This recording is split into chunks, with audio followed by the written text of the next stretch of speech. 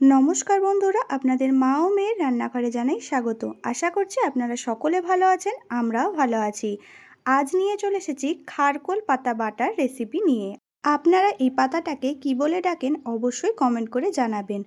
এই রেসিপিটা করবার জন্য পাতার ডাঁটাগুলোকে ফেলে দিয়ে শুধু পাতাটাকে জল ছাড়াই ভাপিয়ে নিলাম, কারণ পাতা থেকে কিন্তু অনেকটা পরিমাণে জল বের হয়।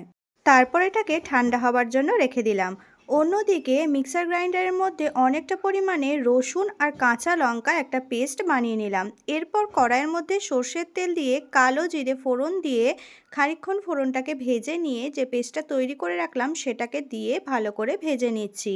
এরপর ওই গ্রাইন্ডারের মধ্যেই ঠান্ডা হয়ে যাওয়া পাতাটাকে দিয়ে একটা মিহি পেস্ট তৈরি করে নিলাম। আপনারা চাইলে শিলের মধ্যেও বেটে নিতে পারেন। এরপর ওই তেলের মধ্যে হলুদ গুঁড়ো, লঙ্কা গুঁড়ো, কাশ্মীরি লঙ্কার গুঁড়ো, নুন, চিনি দিয়ে খানিকক্ষণ ভেজে নিয়ে পাতা বাটাটাকে দিয়ে মশলার সঙ্গে ভালো করে নেড়ে চেড়ে কষিয়ে নেব।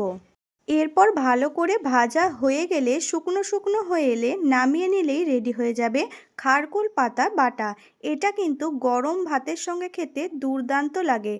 আর এর মধ্যে যদি একটু গন্ধরাজ লেবু আপনারা নিয়ে নেন তাহলে এর স্বাদ আরও অনেকাংশে বৃদ্ধি পায়। ভালো লাগলে প্লিজ লাইক, কমেন্ট, শেয়ার করে দেবেন। Thank you.